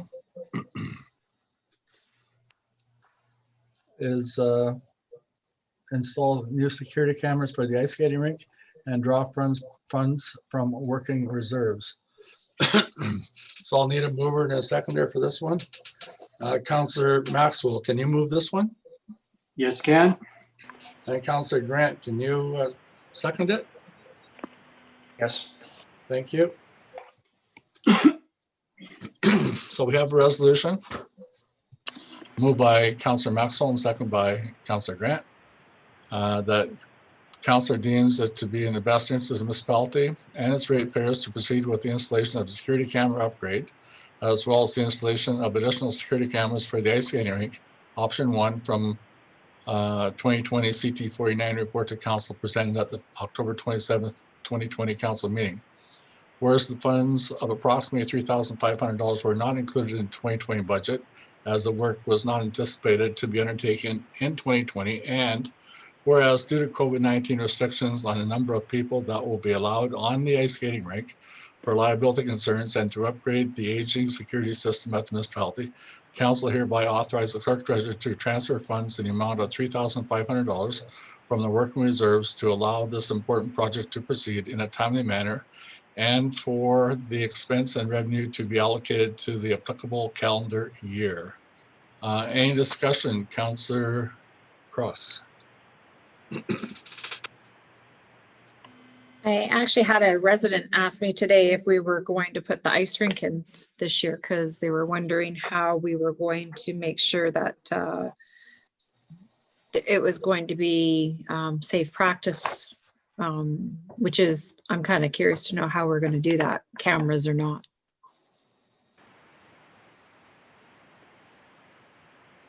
Okay, I don't have an answer for that one, but Councillor Maxwell?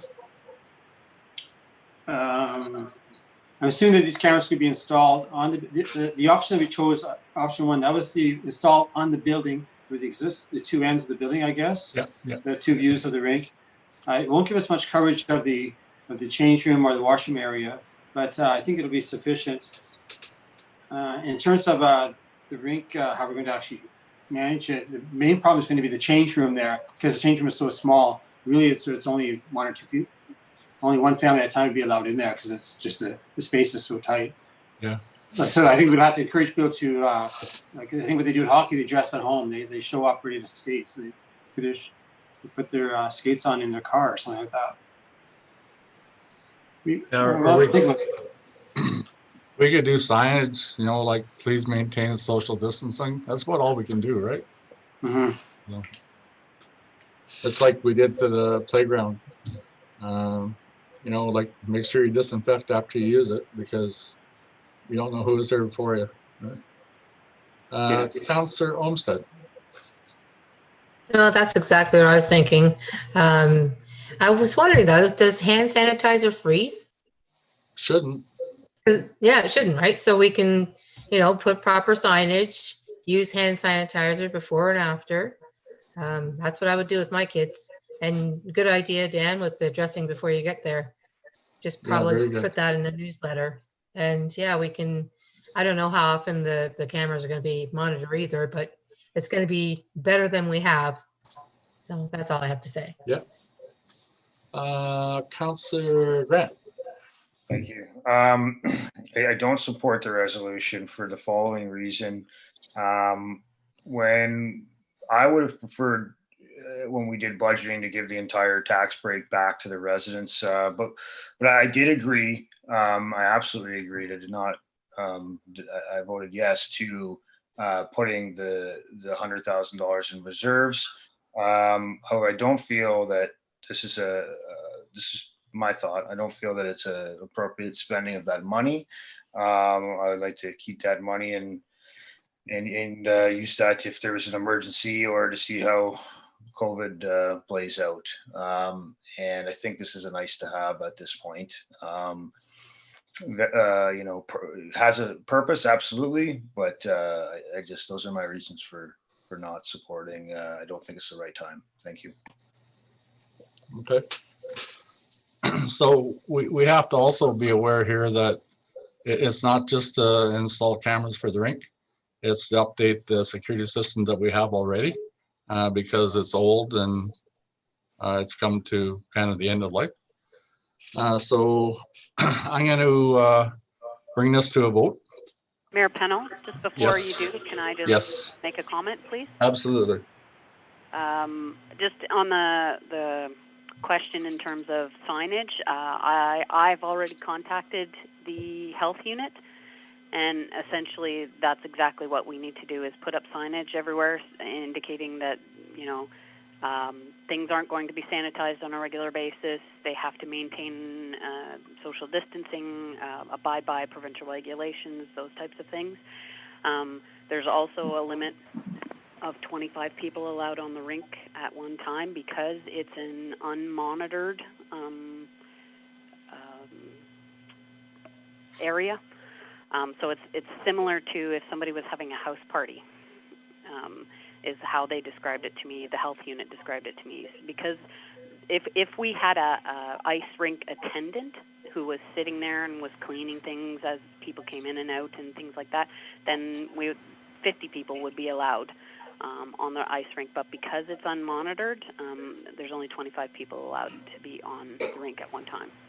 So we need to definitely have signage indicating as such. Okay. So, Can I, who's that? it's me. Okay. How often will the security cameras be monitored? I think they run all the time. But who watches it? We haven't decided that yet. Yeah, that's the only thing. The other cameras are like they run all the time, and if something happens, then you look at them, right? Or if there's a report, then you would look at it. You wouldn't have someone sit around and watch the camera all day, right? So, Yeah. And that would, I would think that's the way it would go. So I'm going to bring this to a vote, whether to proceed with the upgrade to the security system and to add these cameras or not. Councillor Cross, do you vote yes or no? No. Councillor Maxwell, do you vote yes or no? Yes. Councillor Olmsted, do you vote yes or no? Yes. Councillor Grant, do you vote yes or no? No. I vote yes. So this resolution is carried. Thank you.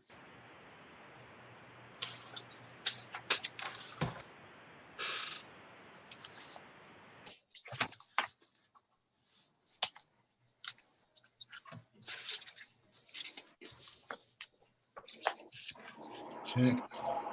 Next item on the agenda is the Municipal Calvin Administration investigation into year-round maintenance for Stewart's Road.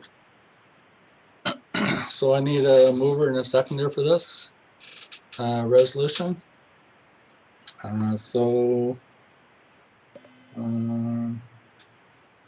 Heather, did you declare a conflict on this? No, I didn't. Can I get you to move this one, please? Yes, I can. Yes, I can. Thank you. And Dan, can I get you to second it? Yes, I can. Thank you.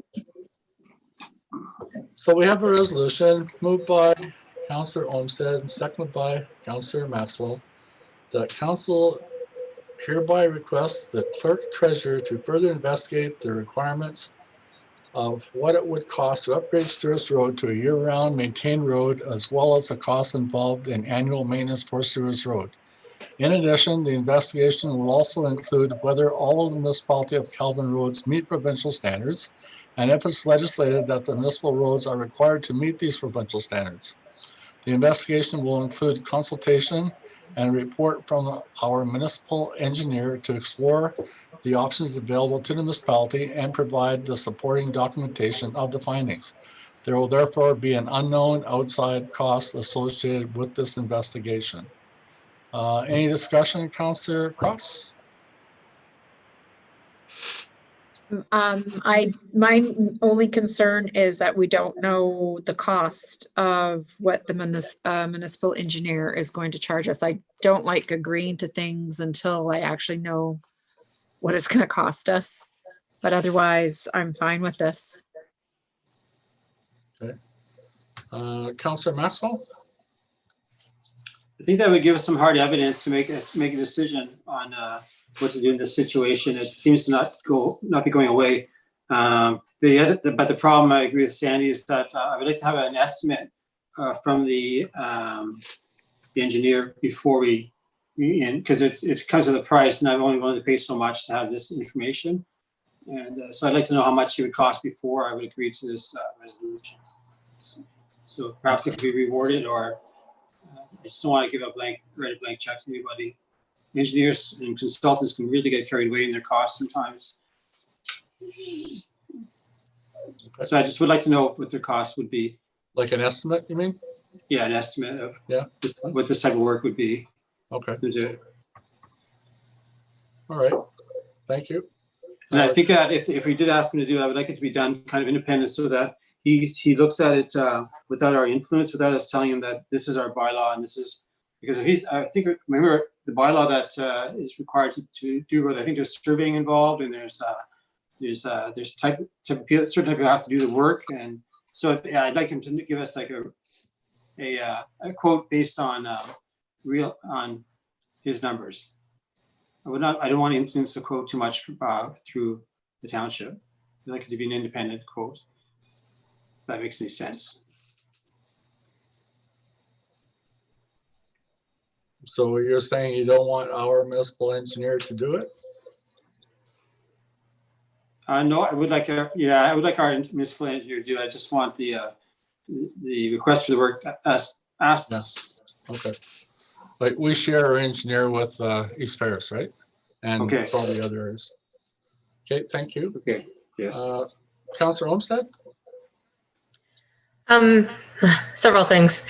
First of all, I don't think an engineer is warranted on any level.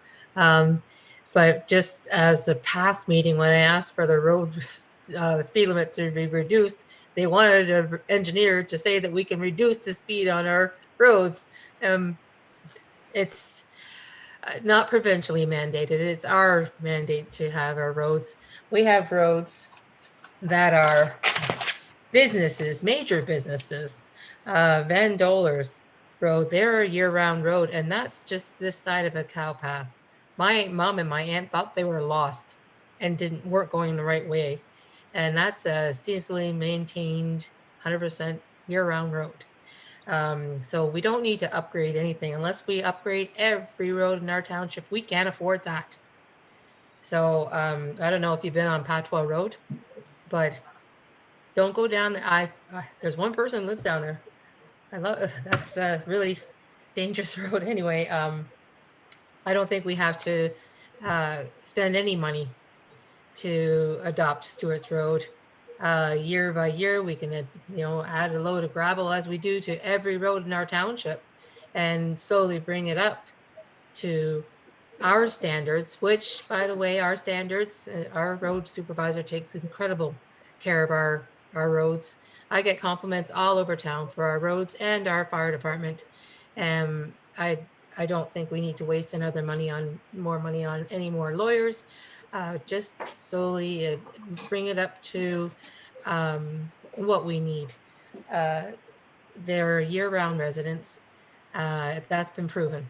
So having an engineer saying that, yeah, we need to bring it up to this standard, there's a lot of roads that don't meet standards, but our road supervisor can bring up what we need, I feel, in my opinion. This has been an ongoing solution, problem. We need to come with solutions now. I think moving forward, hiring an engineer for one road, I mean, that's a waste of money. Even if we knew how much it would be, it's a waste of money. Like I said, we're municipally mandated, not provincially mandated. They can find that out for sure, but hiring an engineer, not required. But let's move forward. We can further have, if we increase, if we make it a seasonal road or all season road, we can have full-time residents all over that road, which increases our tax base, which lowers everybody else's taxes. So I think it's only a win-win. I think that we need to just go in a positive direction. There's several property owners on that property. I'm sure, in the future, as I did, I retired up here. So we can increase our tax base. We have several seasonal roads that we need to, in the future adopt. And if we look forward to increasing, the level, the grade of each road, then we can make several of my friends and neighbors own many properties on seasonal roads, and I know their future children, grandchildren, great-grandchildren may eventually want to build here, and I really want them to be here. It's only a win-win, increasing our tax base. So that's my opinion. Thank you. I had one- Thank you for your opinion. Councillor Maxwell? I have to add one more thing that I feel is important. There's two residents on, at least two on that road, and one other resident in that area did contact me, and they have a different feeling about the development of that area, and they're quite happy the way it is. So now I'm kind of torn between two residents with conflicting opinions, but the other resident expressed to me that they're quite happy with it being the status quo the way it is, and that they weren't interested in having it developed. They were concerned about further development in the area, and they wanted to remain rural the way it is now. So they didn't want it developed any farther. I just have to share that, even though I have other people on the other side, and the other emails asking me, to support this. So there's two people on that road, and they have opposite opinions on the future of that road. I just think that I have to share that with the rest of the councillors. Okay. Thank you. Okay, I'm gonna bring this one to a vote. We did get a letter on this one. So the vote will be whether to proceed with getting an engineer, our municipal engineer, to give us a cost estimate before we proceed. And also if it's legislated that municipal roads are required to meet all these standards, all right? Will that have to be written in? Pardon me? Will that have to be written into the motion then, the resolution, because right now it doesn't say that. It says that there will be an unknown cost associated with the investigation. We talked about, Sandy and I both had concerns of the actual cost. Or Okay. is it going to state that we want to go forward until we know the cost? Okay, so yes, let's in here it says there will be a minimal cost, right? So let's find out what that cost is going to be. We can. Is that Or a if new it's even necessary. Is that a new resolution, Cindy? No, you can just defer this one and we can amend it accordingly once Okay. an estimate is known. Just Okay. so that council is aware, I did try and get an estimate before the council meeting, but unfortunately the municipal engineer is on vacation. Okay. So I was unable to get an estimate. Okay, thank you. Could we even just, oh, sorry, excuse me if I may? Yeah. If it's even necessary. Right.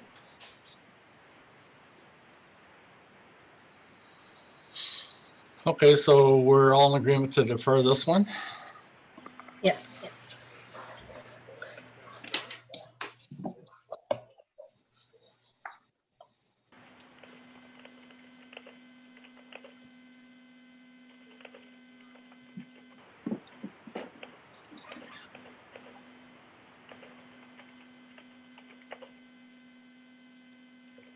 Okay.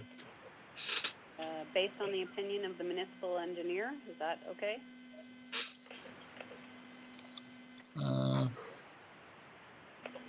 Yeah.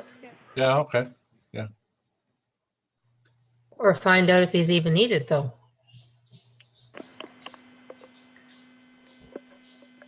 I don't How think would he's even needed. Okay, how would you suggest? Or if it is even otherwise? necessary, right? Well, I think in order to get an estimate, that's coming from somebody. The engineer would be the most logical person to give us the estimate. Who else would do it? Or whether it was necessary. Okay. So that's what it says here, right? Okay. Is that okay, Heather? Yes, that's great. Thank you. Okay. Okay, thank you. correct me if I'm wrong. It was requested by the municipality to provide where this estimate from years back had come from. The only way to get this estimate would be from us, the engineer, would it not? Like, who else would be qualified to give this estimate? I believe that costed was an estimate from the engineer, but I'm not positive. Okay. So So it'd be nice realistically, if we had, the grants have requested where this estimate came from. The only way to get What was that, Heather? no names are necessary, but I would like to see that invoice. But a lot has changed then because it was considered a seasonal residence, and now we know that it's not. Two different eggs. Right? Okay. well, first of all, saying names, Mr. Grant had already said at the beginning of the meeting, he declared a conflict because this issue was because his parents. So me saying who it was wasn't an issue.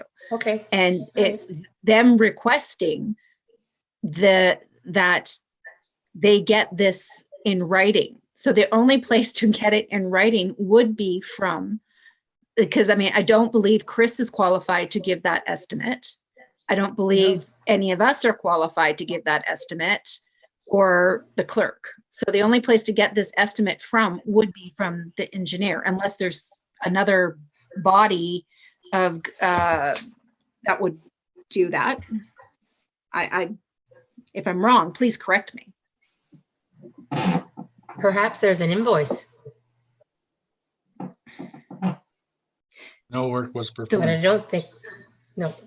Yeah, No work was so you performed. would get you would get an estimate, right? A written estimate?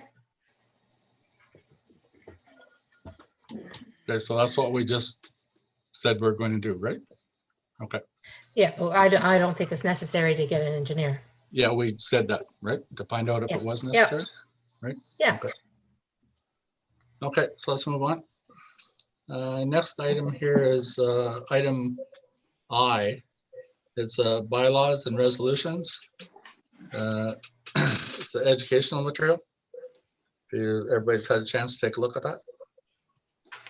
There's different headings in here. Anybody have anything they want to discuss on this one? Councillor Cross, No, I'm good. Councillor Maxwell, No discussion. Councillor Olmsted, No discussion. thank you, and Councillor Grant. I'd just like to say that I think this is a great addition to the agendas. And I very much support the educational information category. Little bits at a time is easier to digest, and I support that. I like it. Thank you. Thank you. Okay. Next item is information letters. There's a number of them in there. Anyone have anything they want to discuss in those? Councillor Cross. I did have a question about the Blue Sky Net. I think it's the very last one about the aerial.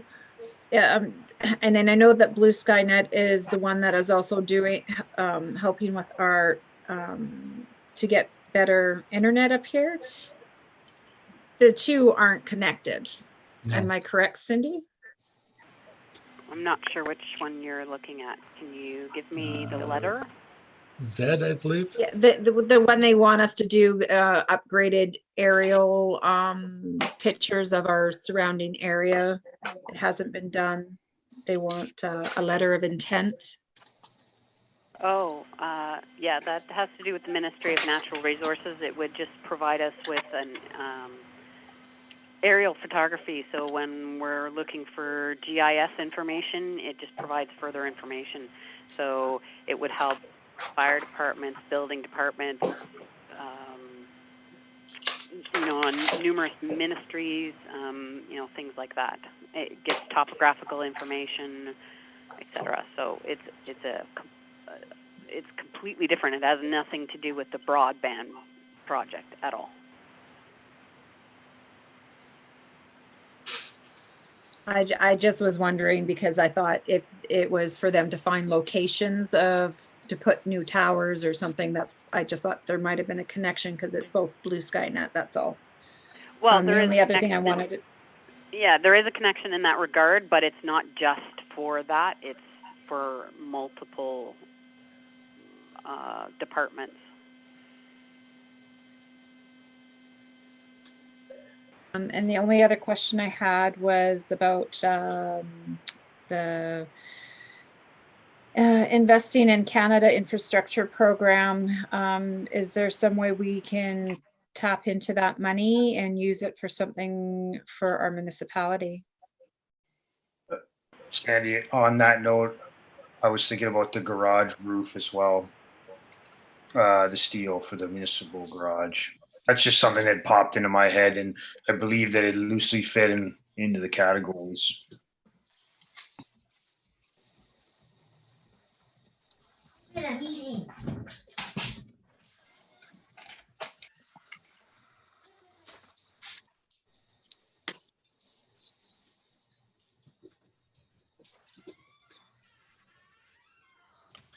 Okay, Councillor Maxwell, you go ahead.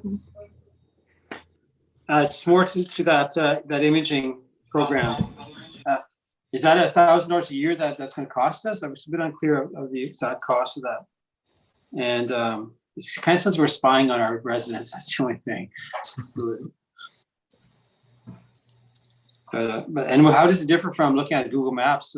Is it that much more clear, or are the images better than Google Maps? Because I can look at Google Maps. I just did it when Chris was talking about that road, and I saw all the changes up there at the new sand pit, and I could see that, like he was talking about. So how does that change? Why is this? Do we need this, or why is it much better? And is that cost $1,000? I think they were going to charge per square kilometer. So depending on how many kilometers were, if I'm correct, it's by squared. I don't know what they mean by squared.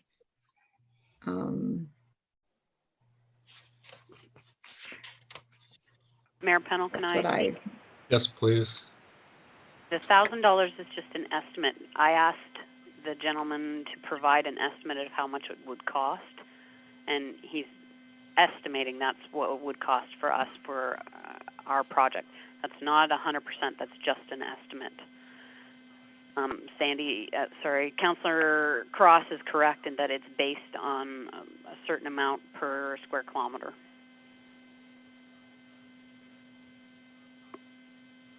In terms of whether it's better quality imaging than Google Maps, I can't answer that question. I would have to investigate with them further to find out. When I read it, it seemed like the ministry wanted to do something and was trying to get us to pay for it. That's what I read into it, because we do have Google Maps already, right? Which seems to work pretty good for Calvin anyway. That was just my initial thought. Councillor Olmsted, did you have any thoughts on that?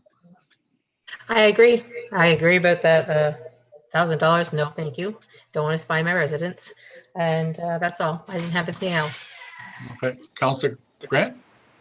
I don't know the details as well, but I don't like the idea of buying these images. I think that it would make sense for a municipality that was doing significant work on GIS, particularly underground utilities.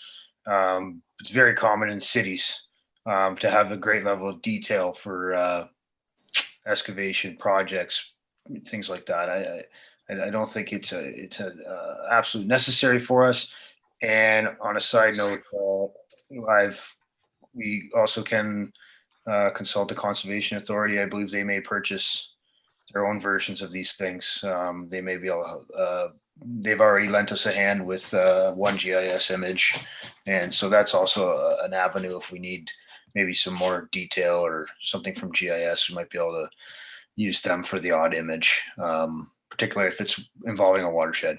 And just a second, Sandy Cross's point about the Vests in Canada infrastructure program. I don't know the details of the program. I just know I just seen that under eligible assets, and if you look at the categories, there's potential that we could possibly get some money for whatever projects we might have ready to go. Maybe a garage roof, something that just came to mind, but I wouldn't know the details. Some of the staff can comment on that after. Thank you. Can you investigate that, Cindy?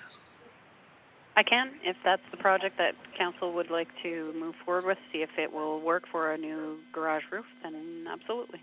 Yeah, and then also on page 3, there was one heading in there about security enhancement. Maybe we could use that for our security system upgrade and new cameras for the rink. Just that's the only one I've seen that I kind of hung my hat on. Any other letters, Heather? Anything else, Dean? Thank you. Okay. So the next item on the agenda is information letters available. There are none. So the next item is old and new business. Sandy, would you have any old or new business? No, just that I'm excited that the dishwasher is finally there and hopefully will be installed by the end of the month. It was actually a year ago today that we did our fundraiser, so looking forward to see that project done. Okay. Councillor Maxwell? Nothing, no new business, old business. Okay. Councillor Olmsted? I was just wondering when we're going to maybe get into an ad hoc committee.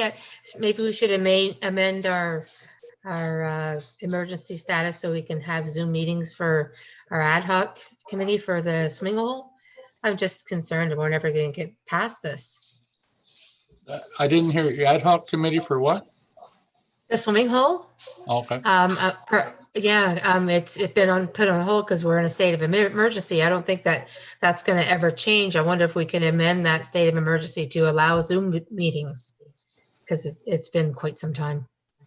It's probably very frustrating for them. That's all I have. There was 1,388 new cases in Ontario today. Right, so it's not. I know. It's not that's dropping. Why right? it isn't. So I think moving forward, maybe we can move to Zoom. The Board of Health is not, I don't know what they call themselves in North Bay, saying like, if you don't have to go to work, you don't have to go get groceries, stay at home, right? Don't go outside. Yep. So, I agree. Okay, well, point taken. Thank you. Councillor Grant, anything old or new? Yeah, I just it just came to me now, was site plan costs. And we had asked a question about the fee schedule. And I'm assuming this would get lumped in with like official plan discussion because Cindy had mentioned she was going to, I can't remember the exact direction. Was it the planning board that we were going to try and get a response? I can give you the exact reference. If the site plan control, $1,100, and whether that, if under a new official plan that was going to be required for every new build. I don't, oh, sorry, Mayor Pennell. Yes, please. I don't have an answer to that yet. Okay. Is it in progress then, right? Pardon me? Like the question's been asked, we're just waiting? That's correct, yes. Thank you. And just to clarify, the official plan and the planner were, is it the next meeting that we were going to discuss that, right? Cindy, Sorry, say that again. Glenn will be at our next Zoom meeting? That's correct, yes. He's Thank also been sent the questions that Councillor Grant had, Yes. and hopefully he'll have a copy of the revised Opie. OP and zoning bylaw to us before the meeting. That was his goal. I haven't got a copy of it yet, so as soon as I get a copy of any of that stuff, I will forward it on to council. Thank you. I have a question. Did Dean Grant, was he able to send the rest of us those questions as well that he has for Glenn? Did I not CC everybody? I believe I did. Sorry, it may have got lost. I sent about 3 or 4 emails that same day. Okay, I don't believe I saw one.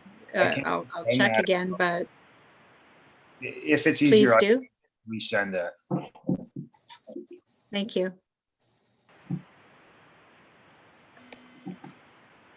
Okay, so I have, at our last meeting, I think Cindy's probably got something old and new as well. But our last meeting, the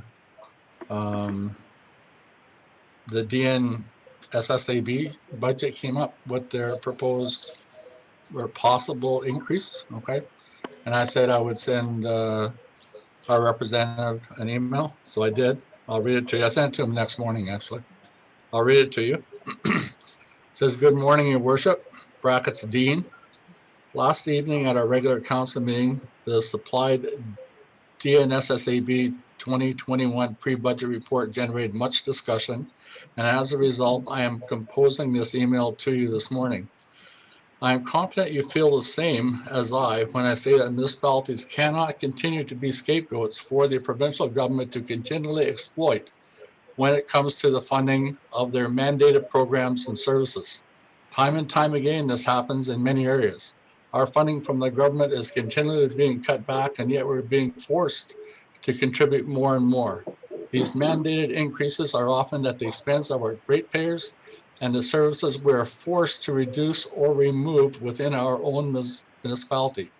The result of COVID on future funding is still unknown. That may impact us significantly this year and for years to come. I know that DNSSAB budget has not yet been finalized. Please continue to strongly represent our communities and bring these issues to the board and to the DNSSAB. These levy increases are either affordable, fair, or sustainable." All right. So he responded to me the next day. All right. And he said, "Good morning, Mr. Mayor. Ian, I can assure you that I will bring the following concerns to DNSSAB. With your permission, I will attach the following email." That's the email that I had provided. All right. And he goes on to say, "Like your council and others in our district, where we simply cannot continue raising the bar at our local level. We are all hurting from this paramount problem in our province, and the provincial government and the feds need to step up and help generate the funds needed for programs to function or even exist. Thanks for sharing your concerns. The DNSSAB staff are always available to discuss our concerns should you feel a meeting is in order. Thanks, Ian." Signed, Dean. All right. So I just wanted to know that I followed through with that. Well done. Okay, so Cindy, do you have anything old or new? I do, thank you. Just further on what Councillor Grant inquired on, our planner, Glenn Tunnock, will be available at the next council meeting, the November 24th council meeting, to go over any questions council or the public may have. As mentioned, Councillor Grant's questions have already been submitted to the planner, and hopefully we'll have an answer back in regards to those beforehand, so that if it generates any further questions, they can be answered at that time. He's going to go over any changes that were made to the OP and or the zoning bylaw, and that's it for the OP and zoning bylaw. An update in terms of the telecommunications siting policy. We last discussed this in October. The way it was left was that we were going to wait for the guidelines that were coming out from AMO. Unfortunately, they have not been released yet, but I did speak to Blue Sky. The executive director there is on the board of AMO, of people that are making these guidelines. When I spoke to her at the end of last week, she indicated that within the next couple of weeks, the guidelines should be coming out because she had just read the final draft. So hopefully for the next council meeting, the November 24th council meeting, we'll have those guidelines available. Our asset management application to FCM, the Federation of Canadian Municipalities, that was the application that we submitted for the $50,000 so that we can meet the next milestone of the asset management regulation, which is due July 1st, 2021. There have been some resolutions floating around. They've been in the council packages for the last couple of council meetings where municipalities are requesting extensions to this deadline. I had a meeting with the company that is going to help us, our contractor, meet this deadline, and they are on the board that makes that sort of decision. They're constantly in contact with ministry, that type of thing. All indications are to them from the ministry is that no, they're not going to extend the deadline. This regulation has been in effect since for a couple of years anyway, so they're probably not going to extend the deadline. However, unfortunately, I did receive an email from the Federation of Canadian Municipalities that says our application is position 422, and they are currently processing applications 150 to 200. So the estimate is they're probably not going to get to our application until March or April of next year, which is going to put us probably behind, in which case we're probably going to be late making the deadline of July 1st. But again, based on the meeting that I had with PSD today, we're estimating that we'll probably be able to have the project completed by August or September. So we'll be late, but not exponentially late. And that's making the assumption that we do get the grant from FCM. Because if we don't get the money, then I'm not sure what we'll do. And finally, in terms of video for the people that didn't have video before, we're trying out, as you can see, we're trying out a solution tonight in terms of trying to have all council members and myself on video. I am having an issue right now. As you can tell, you can probably see that I'm on the phone versus using my computer because I'm having very bad echo right now. So I'll have to fix that, see if I can fix that. It has something to do with us live streaming, so I'm not sure how I'll fix that, but I'll talk to our IT person and see if I can get that fixed up. But otherwise, it seems to be working quite well. There doesn't seem to be too much lag, that type of thing. So hopefully this can be used in the future as well. That's all I have. Thank you. Mayor Penna, if I can clarify one thing. Yes, please. I just feel it's important to clarify that the changes, so Cindy just resent the changes that I had sent to everyone. And I would appreciate if you review them in advance of next meeting. And I'd just like to clarify that they're questions and changes, but they're nothing. So I did not create them. I just want to, just be transparent here that these are changes that I took directly from Papineau's changes that we had supported. So I think it's important to know that, I'm not trying to sneak something in that's that I didn't notify you guys about. And so I just feel that's important, and hopefully we can all agree on those questions and changes. Thank you. Thank you. Okay, next item on the agenda is accounts approval report.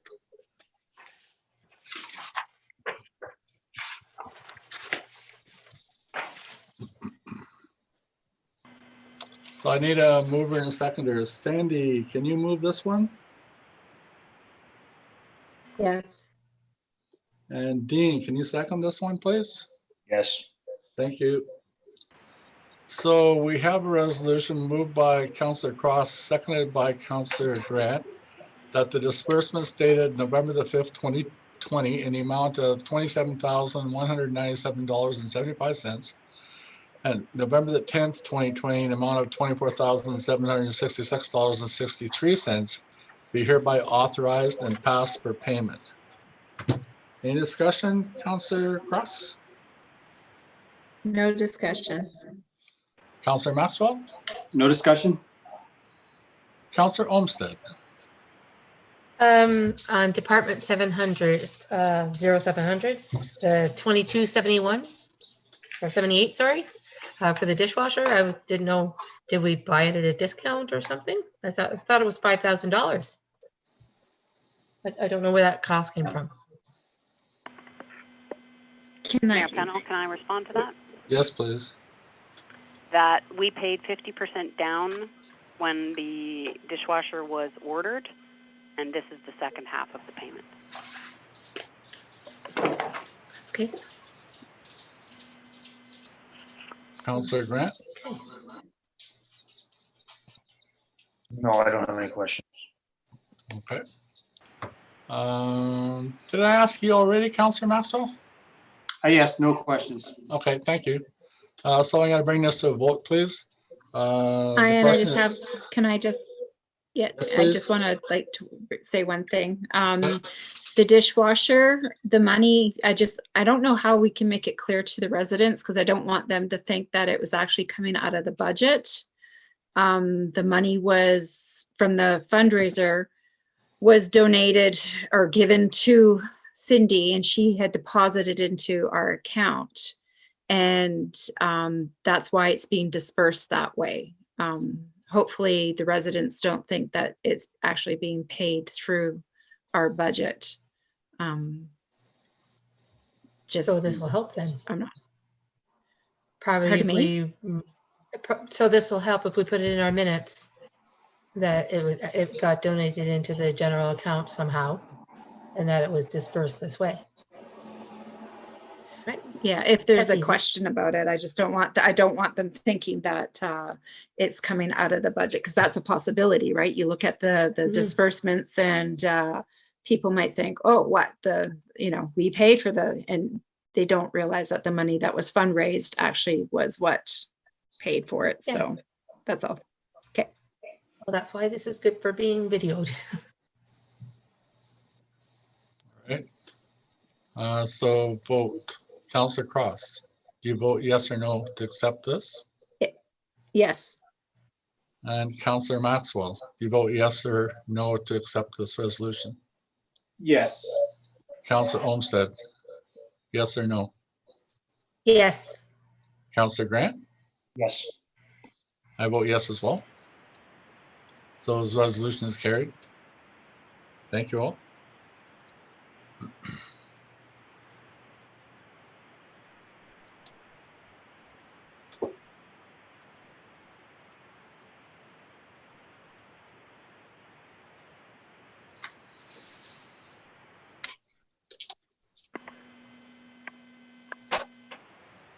Okay, so I need a mover and a seconder to go into a closed portion.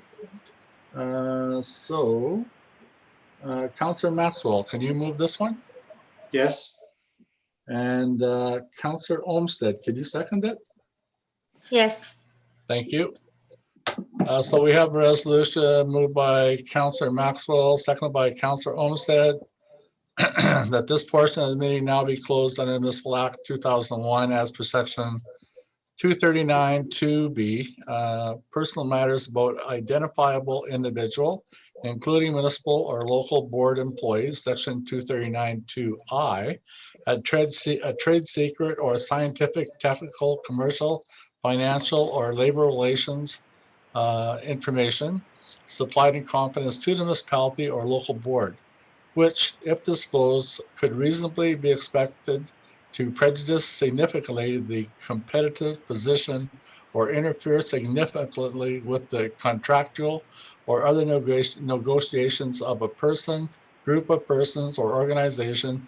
And section 239 2K, a position, plan, procedure, criteria, or instruction to be applied to any negotiations carried on or to be carried on by or behalf of municipality or local board, negotiations with the Canadian Ecology Center and the Calvin Fire Department personal update. So I need a vote on this to move into a closed meeting. Councillor Cross, do you vote yea or nay? Yes or no? Yes. Yes. Councillor Maxwell? Yes, and can we have a break after this? Yes. Councillor Olmsted? Yes. Thank you. And Councillor Grant? Yes. And I'll vote yes as well. Now, I think there's some instructions that we need to follow to get into the closed meeting. And I'm not quite sure what they are. I don't know if we just end this meeting or.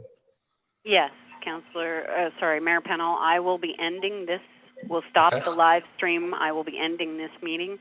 Council was sent a second meeting invitation for the closed portion. Yes. If everyone, when they come back from the break, log into the second email that was sent this morning into that meeting. Okay, so it's 9:16 now. How about 9:25? Okay with everybody? Yes. Okay. See us at 9:25. Okay, let's hope this works. Oh, it will. Okay. You don't know me so well.